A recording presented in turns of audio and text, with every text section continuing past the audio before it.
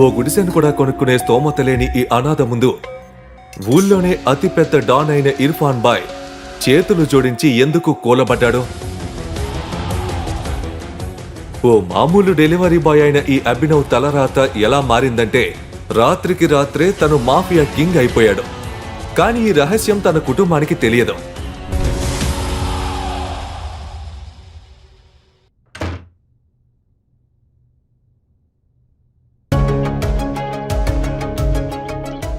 నిన్న రాత్రి ఎక్కడున్నావు?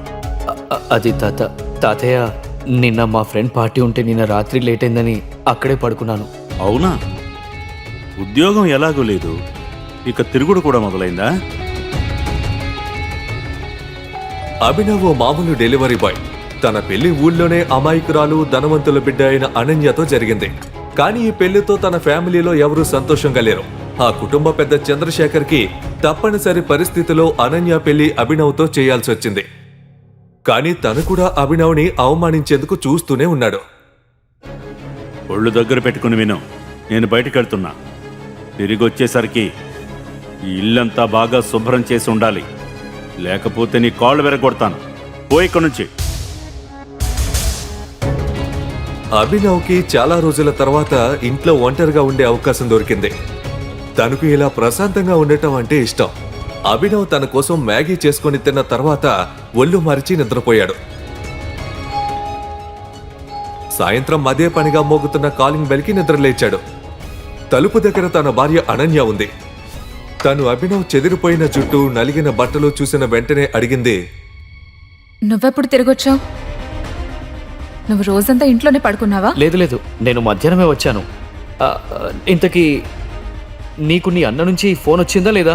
లేదుగా. వాడు నాకెందుకు కాల్ చేస్తాడు? చూస్తుంటే ఆ సన్నీ నా మాటలు ఇంకా సీరియస్గా తీసుకున్నట్టు లేదు. అదేం లేదు, నేనేదో మామూలుగా అడిగా. తన అన్నయ్య పేరు విన్న అనన్యకి సడన్ గా గుర్తుకొచ్చింది. అతను ఏకే గ్రూప్ తో సింగ్ ఇండస్ట్రీస్ పార్ట్నర్షిప్ గురించిన ఫైల్స్ అన్ని రాహుల్ చేతికి ఇచ్చాడు అని. ఇది తలుచుకున్న అనన్యకి లోపలే మండిపోతుంది. ఇక దాని గురించి ఆలోచించదలుచుకోలేదు. కానీ సడన్ గా నిన్న రాత్రి అభినవ్ ఇంటికి రాలేదని గుర్తుకొచ్చింది. తనకు అభినవ్ మీద అనుమానం వచ్చి అడిగింది, నిన్న రాత్రి ఎక్కడున్నావు? అది నేను ఒక పాత ఫ్రెండ్ దగ్గరికి వెళ్ళాను. మాట్లాడుతుంటే లేట్ అయిందని అక్కడ నిద్రపోయాను. ఆ పాత friend mister Akram, hotel Sapphire owner. Ananya అభినవ్ని వింతగా చూస్తుంది. తన బికారి భర్తకి ఊళ్ళోనే పెద్ద బిజినెస్ మ్యాన్ ఇంకా మాఫియా డాన్ అయిన అక్రమ్తో స్నేహం ఎలా అని. నువ్వన్నది నిజమే.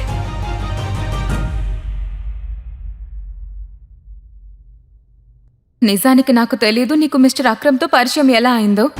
కానీ నువ్వు నాతో అన్నట్టు నిన్న రాత్రంతా నువ్వు మిస్టర్ అక్రమ్తో మాట్లాడుతున్నావంటే నాకు ఆ మాట అస్సలు నమ్మబుద్ధి కావడం లేదు. ఆ మాట అంటూ అనన్య టీవీ రిమోట్ తీసుకుని టీవీ ఆన్ చేస్తూ అంది, అయితే మిస్టర్ అక్రమ్ ఎలాంటి టైప్ మనిషి? అంటే తన దగ్గర ఇంత టైం ఉందా ఒక రాత్రంతా నీతో మాట్లాడడానికి?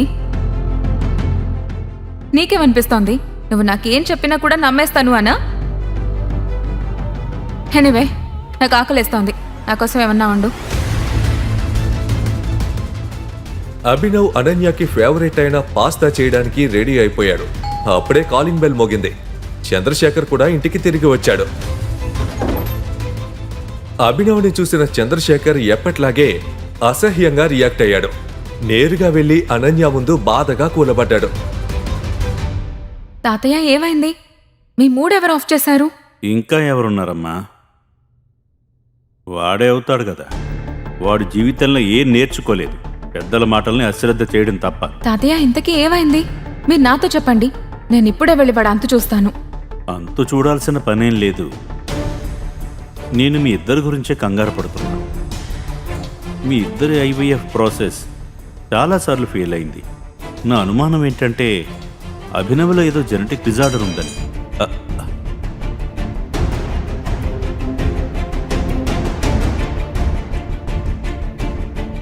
అసలే వాడు అనాథ.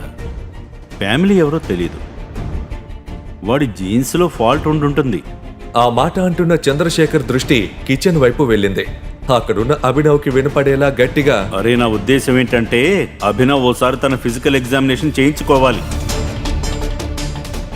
నేను మీ ఇద్దరి మంచిగా కోరుకుంటున్నాను కదా. తాతయ్య మీరెంత మంచివారు. కానీ మనం ఈ విషయాన్ని కొంచెం సేపు పక్కన పెడదామా?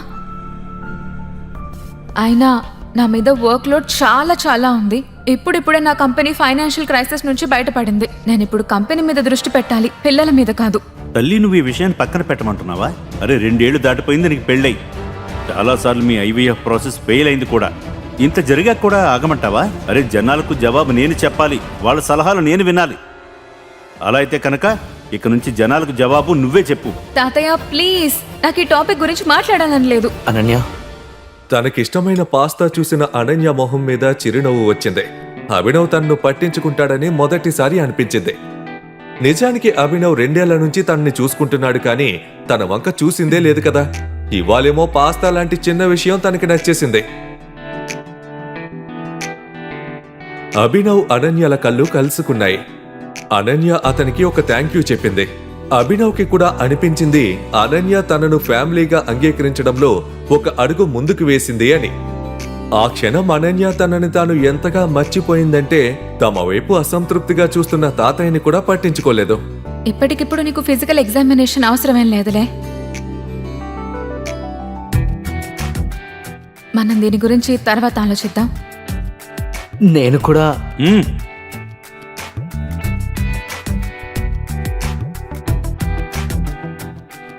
సరే, నువ్వెలా అంటే అలా. అభినవ్ తన సంతోషాన్ని వ్యక్తం చేయలేకపోతున్నాడు. ఇవాళ తనకు చాలా మంచి రోజు. అనన్య తన కోసం తాతయ్య దగ్గర గట్టిగా నిలబడింది. అది కూడా అంత పెద్ద విషయంలో. తన టైం బాగుపడుతున్నట్టు అనిపించింది.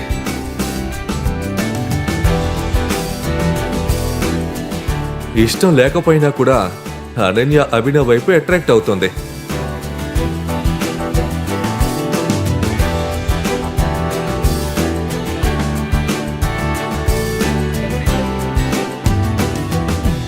అనన్య, ఒకవేళ రేపు నీ అన్నయ్య కాల్ వస్తే, అదే ఏకే గ్రూప్తో మీ ఇండస్ట్రీ పార్ట్నర్షిప్ గురించి మాట్లాడితే నువ్వు వెంటనే ఒప్పేసుకోవద్దు. అంటే కొంచెం టైం తీసుకో. తనకు కూడా నీ ఇంపార్టెన్స్ తెలియాలి కదా. పిచ్చెక్కిందా ఏంటి? సన్నీ అన్నయ్య మొత్తం అంతా కూడా రాహుల్కి ఇచ్చేశాడు. ఏకే గ్రూప్లో మొత్తం పార్ట్నర్షిప్ ఇక తానే చూస్తున్నాడు. ఐ మీన్ నాతో పనే ఉంటుంది. ఇక నువ్వు, నీకసలు ఏమీ తెలీదు. ఏదో చెత్తవాగుడు వాగుతూ ఉంటావెప్పుడు. అనన్య, కానీ ఇది గుర్తుంచుకో, తన కాల్ వస్తే వెంటనే ఓకే చెప్పొద్దు. Good night. పడుకో. తన మాట చెప్పిన తర్వాత అభినవ్ పడుకున్నాడు. అనన్య కూడా తనను తాను సంభాళించుకుంటూ లైట్ బంద్ చేయగానే పడుకుండిపోయింది. మర్నాడు అనన్య ఇంటి నుండి ఆఫీస్కి బయలుదేరగానే తన వెనకే అభినవ్ కూడా హోటల్ సెఫైర్ వైపుగా బండి తీశాడు. అభినవ్ తన అసలు రూపాన్ని అందరి దగ్గర దాస్తూ వచ్చాడు. చంద్రశేఖర్ కుటుంబం దృష్టిలో తాను కేవలం ఓ డెలివరీ బాయ్, ఇంకా పనికిరాని ఇంటల్లుడు. నిజానికి తాను అండర్ వరల్డ్లోనే శక్తివంతమైన కంపెనీ ఏకే కంపెనీకి కొత్త బాస్ అయ్యాడు. అండర్ వరల్డ్ ప్రపంచంలో అంతా తనను ద టైగర్ అని పిలుస్తారు. సంజయ్ను చంపేసిన తర్వాత అక్రమ్ అభినవ్కి 18 ఏళ్లు వచ్చే వరకు ఓ అనాథాశ్రమంలో ఉంచాడు. అక్కడ తనకు రోజు కఠోరమైన ఫిజికల్ ట్రైనింగ్ ఇచ్చేవారు. ఇంకా ఎలాంటి కష్టాలనైనా ఎదుర్కొనేందుకు తయారు చేశారు.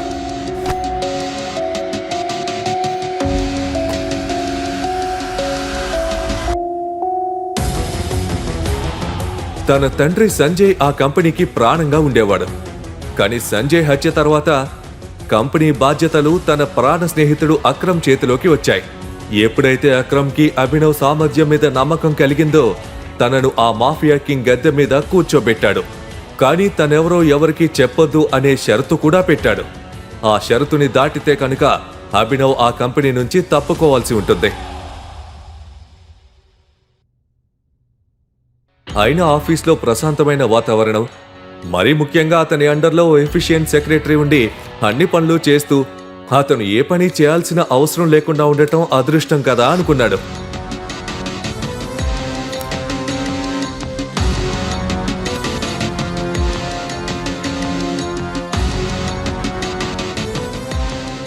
అభినవ్ ఇదంతా ఆలోచిస్తూ ఉండగానే తన క్యాబిన్ తలుపు మీద నాక్ చేస్తూ అతని సెక్రటరీ జెన్నీ లోపలికి వచ్చింది.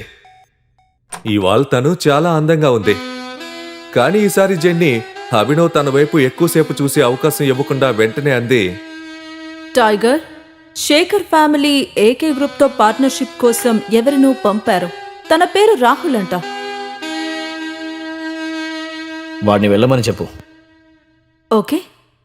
ఈ సన్నీ వాడి గురించి ఏమనుకుంటున్నాడు? ఈ పార్ట్నర్షిప్ అనన్య హ్యాండిల్ చేస్తుందని చెప్పినా కూడా ఎవరెవరినో ఎందుకు పంపుతున్నాడు? బహుశా వీడికి నా పద్ధతిలో చెప్పాలేమో.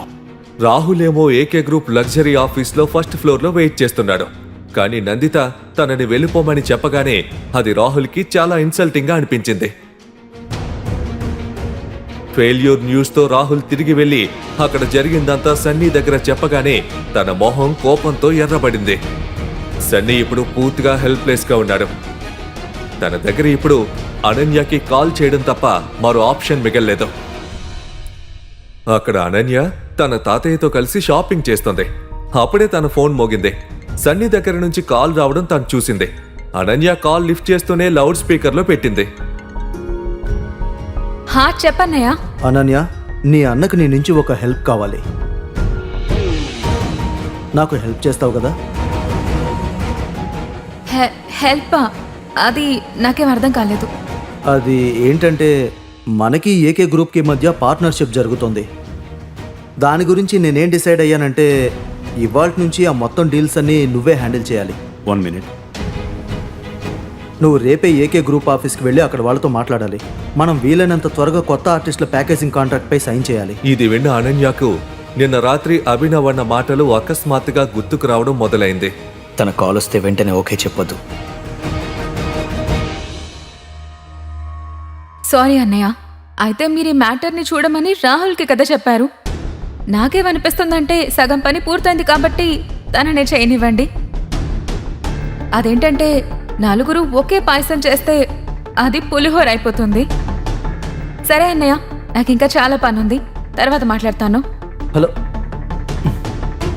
నువ్వేం చేస్తున్నావమ్మా? నీకు తెలుసా దీని కాన్సిక్వెన్సెస్ ఎలా ఉంటాయో? చంద్రశేఖర్ దృష్టిలో అనన్య తన చేతికి వచ్చిన ఒక మంచి అవకాశాన్ని వదులుకుంది. సన్నీ ఏమో నేరుగా కాల్ చేసి రిక్వెస్ట్ చేశాడు. కానీ అనన్య అయితే తనని విదిలించి పారేసింది. అనన్య డిజైనర్ బొటిక్ నుంచి బయటకు వచ్చి ఓ బెంచ్ మీద కూర్చుంది. వెంటనే తను అభినవ్కి మెసేజ్ చేసింది. మరోవైపు అభినవ్ ఫోన్లో అక్రమ్తో మాట్లాడుతున్నాడు. ఆ రోజు లంచ్ కలిసి చేయాలని వాళ్ళిద్దరూ అనుకుంటున్నారు. అభినవ్ అక్రమ్తో ఫోన్ పెట్టేసిన వెంటనే అనన్య తనకు చేసిన మెసేజ్ చూశాడు. కాసేపటి క్రితమే అన్నయ్య కాల్ చేశాడు. తను ఏమంటున్నాడంటే ఇక ఏకే గ్రూప్ పార్ట్నర్షిప్ ఇక నేనే చూసుకోవాలి అని. నేను కుదరదని చెప్పాను. ఇప్పుడు నేనేం చేయాలి?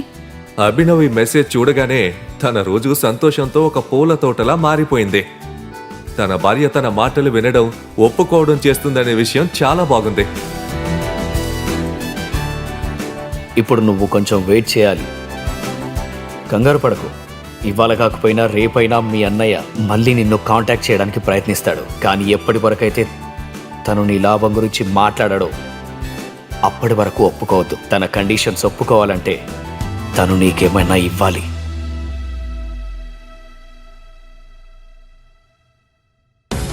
ఇవాళ చాలా రోజుల తర్వాత అభినవ్ అక్రమ్లు కలుసుకుంటున్నారు. ఆ అక్రమే కదా అభినవ్కి తన అసలు రూపాన్ని పరిచయం చేసింది. టైగర్ అనే పేరుతో పరిచయం. Tiger, welcome welcome welcome. రా, ఇదిగో ఇక్కడ కూర్చో. అక్రమ్ అభినవ్ని గౌరవిస్తూ మెయిన్ చైర్ మీద కూర్చోబెట్టాడు. తను ఓ ముఖ్యమైన విషయం కోసం పిలిచినట్టుగా చెప్పాడు. ఆ తర్వాత అక్రమ్ చప్పట్లు కొట్టగానే నల్లటి దుస్తుల్లో ఓ వ్యక్తి ఆ గదిలోకి వచ్చాడు. తన చేతుల్లో ఓ చిన్న బాక్స్ ఉంది. అక్రమ్ ఆ బాక్స్ ని ఆ వ్యక్తి దగ్గర నుంచి తన చేతుల్లోకి తీసుకుని అభినవ్ని చూశాడు. దీన్ని నేను స్పెషల్గా నీకోసమే ప్రిపేర్ చేశాను. గత 18 ఏళ్లుగా ఈ ఖజానా నా చేతుల్లోనే ఉంది. కానీ ఇప్పుడు సమయం వచ్చింది. ఇది ఎవరికైతే చెందుతుందో వాళ్ళ దగ్గరికే వెళ్ళాలి. అక్రమ్ అంకల్,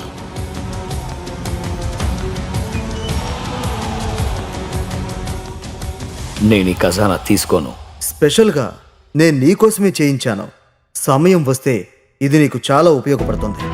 అక్రమ్ నోటి నుంచి ఈ మాట వచ్చిన వెంటనే తన ఫోన్ మోగడం మొదలైంది. హలో. ఫోన్ ఎత్తిన తర్వాత అక్రమ్ ఎక్స్ప్రెషన్స్ చాలా సీరియస్ గా మారిపోయాయి. సరే, నేను చూస్తాను. Tiger, I'm sorry. నువ్వు లంచ్ ఒక్కడవే చేయాల్సి వచ్చేట్టుంది. నాకొక ముఖ్యమైన పని ఉంది. నేను దాన్ని సెటిల్ చేసేందుకు వెళ్ళాలి. కానీ నువ్వు ఈ గిఫ్ట్ని యాక్సెప్ట్ చేయి. దీన్ని నా నుంచి నీ బర్త్డేకి అడ్వాన్స్ గిఫ్ట్గా అనుకో. నాకు అర్థమైంది. మీరు మీ పని చూసుకోండి. నేను దీన్ని యాక్సెప్ట్ చేస్తున్నా. Thank you in advance. సరే టైగర్, మనం త్వరలోనే కలిసి లంచ్ చేద్దాం, సరేనా? ఆ మాట అంటూ అక్రమ్ అక్కడి నుంచి వెళ్ళిపోయాడు. అభినవ్ చూపు ఆ బాక్స్ మీద ఉండిపోయింది. ఓ చిన్న చిరునవ్వుతో తను ఆ బాక్స్ తీసుకుని తన జేబులో వేసుకున్నాడు. లంచ్లో అన్ని రకాల పదార్థాలు ఉన్నాయి. కానీ అక్రమ్ హడావిడిగా అక్కడి నుండి వెళ్ళిపోవడం అభినవ్ని ఆలోచనలో పడేసింది. అక్రమ్ అంకుల్కి అంత హఠాత్తుగా ఏం ప్రాబ్లం వచ్చుంటుందో. అది చిన్న మ్యాటర్ అని త్వరగానే సాల్వ్ అవ్వాలని కోరుకుంటున్నాను. తన లంచ్ పూర్తయిన తర్వాత అభినవ్ తన ఎలక్ట్రిక్ స్కూటర్ మీద నేరుగా ఇంటి వైపుగా బయలుదేరాడు.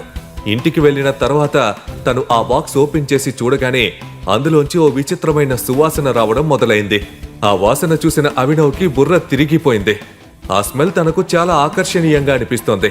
ఆ బాక్స్ లో ఒక క్యాప్సూల్ ఉంది. అది చూసిన అభినవ్ మనసులో చాలా రకాల ప్రశ్నలు మొదలయ్యాయి. ఏంటి క్యాప్సూల్? ఇది నిజంగానే ఓ మందా? నిజంగానే దీన్ని తిన్న తర్వాత ఒంట్లో శక్తి పెరుగుతుందా? కానీ ఇదేదో మూలికల మందులా కనిపిస్తోంది.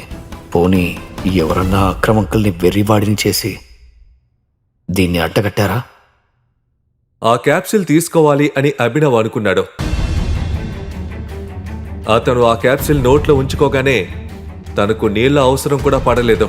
ఆ క్యాప్సూల్ వెంటనే మెల్ట్ అయ్యి తన గొంతులోంచి జారిపోయింది. తను ఒక్కసారిగా షాక్ అయ్యాడు. అక్రమ్ తనకు ఎలాంటి హాని తలపెట్టడని అభినవ్కి తెలుసు. అయినా ఆ పిల్లో ఏదో గడబిడ ఉందని అభినవ్కి తెలుస్తోంది. ఏమీ ఆలోచించకుండా తను ఆ పిల్ల అయితే తీసేసుకున్నాడు. కానీ అభినవ్ చచ్చిపోడు కదా. అప్పుడే సడన్ గా తన కడుపులో విపరీతమైన నొప్పి మొదలైంది. కొన్ని సెకండ్లలోనే తన శరీరం మొత్తం వణకడం మొదలైంది. చూస్తుండగానే తను స్పృహ తప్పాడు.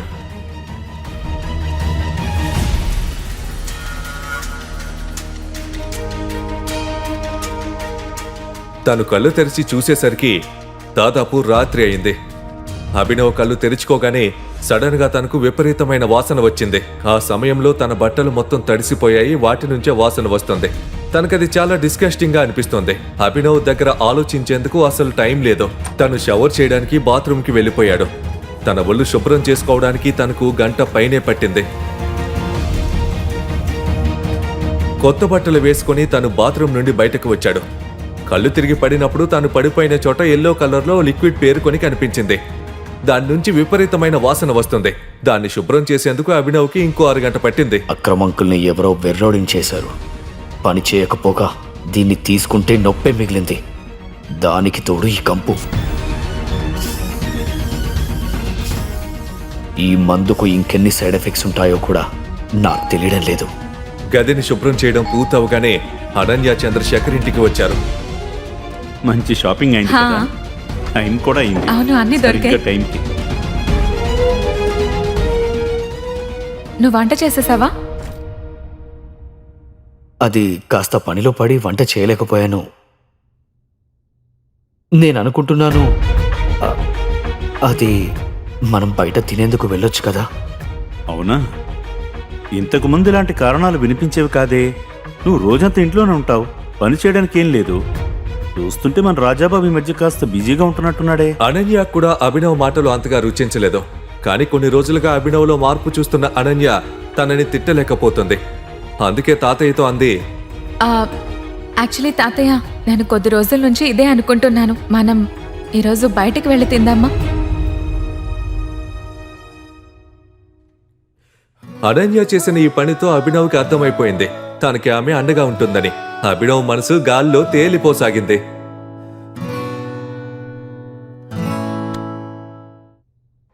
అభినవ్ ఇదంతా ఏం జరుగుతోంది? రెస్పాన్సిబిలిటీ అనేది ఒకటి ఉంటుంది కదా. నువ్వెప్పుడు వంట చేస్తావు, కానీ ఈ మధ్య ఏమైంది నీకు? ఇంకా ఈ ఎక్స్క్యూజెస్ చెప్పడం మానేసాయి. సరే, ఎల్లుండి సన్నీ అనే బర్త్డే ఉంది. 2 రోజుల్లో తన కోసం ఒక మంచి గిఫ్ట్ తేవాలి. చీప్ గిఫ్ట్ వద్దు. 1000 సార్లు ఆలోచించాలి అది కొనే ముందు. లేదంటే ప్రతిసారిలాగే నేను ఎంబారస్ అవ్వాల్సిందే. Rainbow restaurant. సన్నీ అన్న బర్త్డే రోజున అభినవ్, అనన్య, చంద్రశేఖర్ వేరువేరుగా వెన్యూకి చేరుకుంటున్నారు. ఎందుకంటే అందరూ సన్నీ కోసం గిఫ్ట్ తీసుకురావాలి.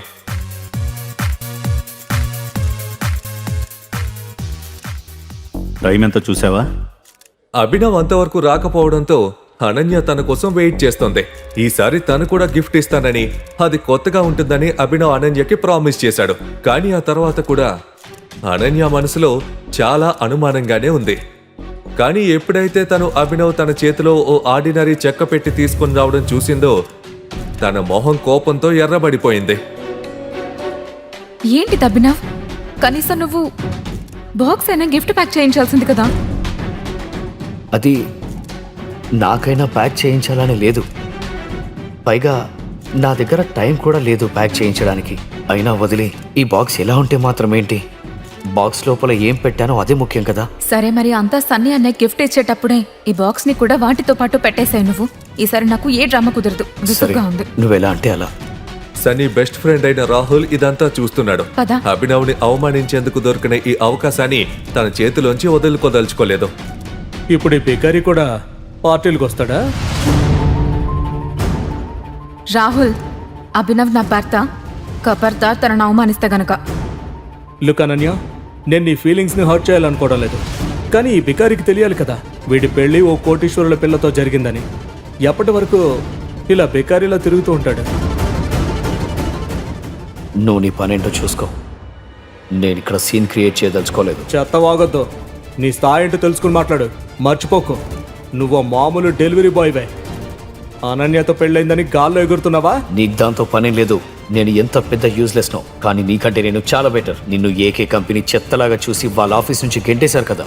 విషయం ఇప్పుడు చాలా పెద్దదైంది. రాహుల్ ఊళ్ళో ఉన్న పెద్ద పెద్ద గుండాలతో చాలా బాగా కలిసి మెలిసి ఉంటాడు. ఇదంతా తెలిసినా కూడా తను రాహుల్తో పెట్టుకున్నాడు. వీడి పని అయిందే. ఈవేళ రాత్రి అభినయ్కి కాళరాత్రిగా మారుతుంది. వాడి విషయంలో అలా జరగాల్సిందే. సన్నీ ఫ్యామిలీ అంతా అభినవ్ తన్నులు తింటే చూడాలి అనుకుంటున్నారు. ఎప్పుడైతే రాహుల్ అభినవ్ని గుద్దడానికి తన చేతిని అతని వైపు విసిరాడో అప్పుడే అభినవ్ అతని చేతిని గాల్లోనే గట్టిగా పట్టుకొని కరుగ్గా అన్నాడు. నువ్వు ఇంకా నన్ను కొట్టాలనుకుంటున్నావా? చెత్త వెధవా, నేను నీ రక్తం తాగుతా. ఎప్పుడైతే రాహుల్ నోట్లో నుంచి పాత సినిమాలో డైలాగ్ బయటకు వచ్చిందో అభినవ్ అతని చేతిని ఎంత గట్టిగా ట్విస్ట్ చేశాడంటే రాహుల్ అది తట్టుకోలేక గట్టిగా అరవడం మొదలుపెట్టాడు. నేనంటే చాలా కోపం కదా, జాలేస్తుంది కదా నేనంటే. కానీ నా చెయ్యి నీకు తగిలితే నీ మీద నీకే జాలిస్తుంది. తన ఒంట్లో అంత బలం ఉండటం చూసి అభినవ్ కూడా ఆశ్చర్యపోయాడు. సడన్ గా అంత బలం తనకెలా వచ్చింది? ఒకవేళ అది అక్రమ్ తనకిచ్చిన క్యాప్సిల్ మహిమ? మరోవైపు రాహుల్ నొప్పితో విలువెల్లాడుతూ నేల మీద ఉన్నాడు. ఇది నువ్వు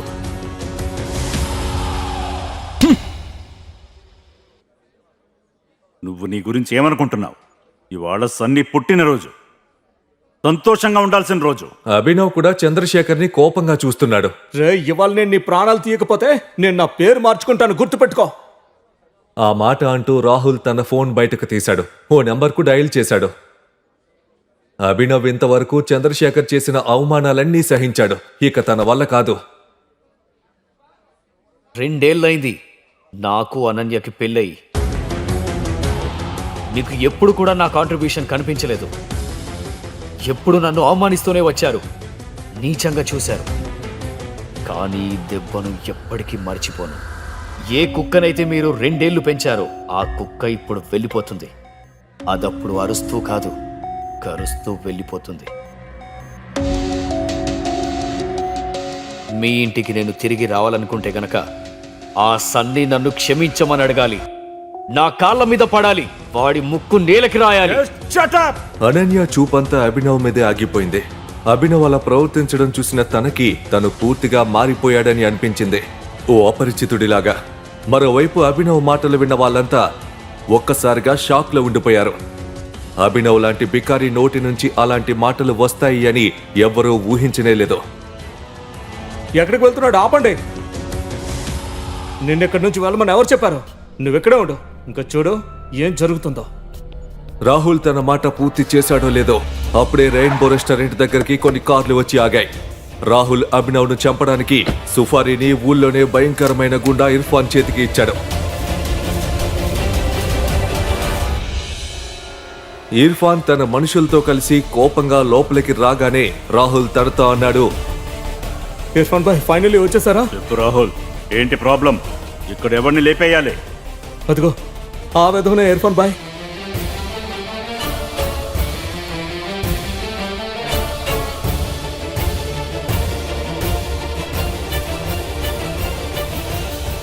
అయితే నువ్వేనా మా వాణ్ణి కొట్టింది? ఏ కుక్కకైతే మురిగే అలవాటు ఉందో దానికి బుద్ధి చెప్పి తీరాలి కదా. చూడు, నువ్వింకా కుర్రాడివి. నీలో ఉడుకు రక్తం ఉందని అర్థమవుతోంది. కానీ నీకు ఈ విషయం తెలుసా? నాతో ఎవరు ఇప్పటిదాకేలా మాట్లాడలేదని. నాకేం తెలుసుకోవాలని లేదు మీతో ఎవరు ఎలా మాట్లాడతారో, కానీ మీరు నాతో ఇలా మాట్లాడితే గనక చాలా రీగ్రెట్ అవ్వాల్సి ఉంటుంది. నాన్న, నిజంగా నీలో చాలా పొగరుంది. మరి నీలాంటి చెంచగాళ్ళ ముందు నేను పొగరుగా ఉండాలి కదా.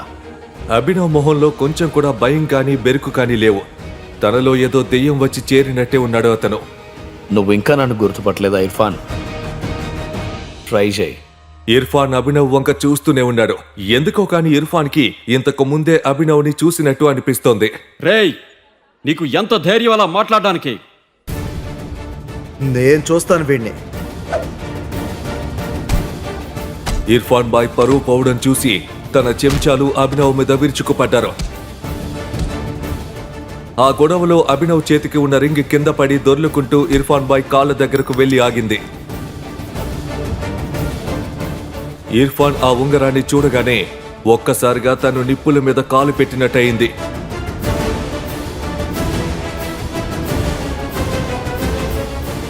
వెంటనే అభినవ్ కాళ్ళ మీద పడి అన్నాడు, టైగర్, ప్లీజ్ నన్ను క్షమించు. పెద్ద తప్పు జరిగిపోయింది.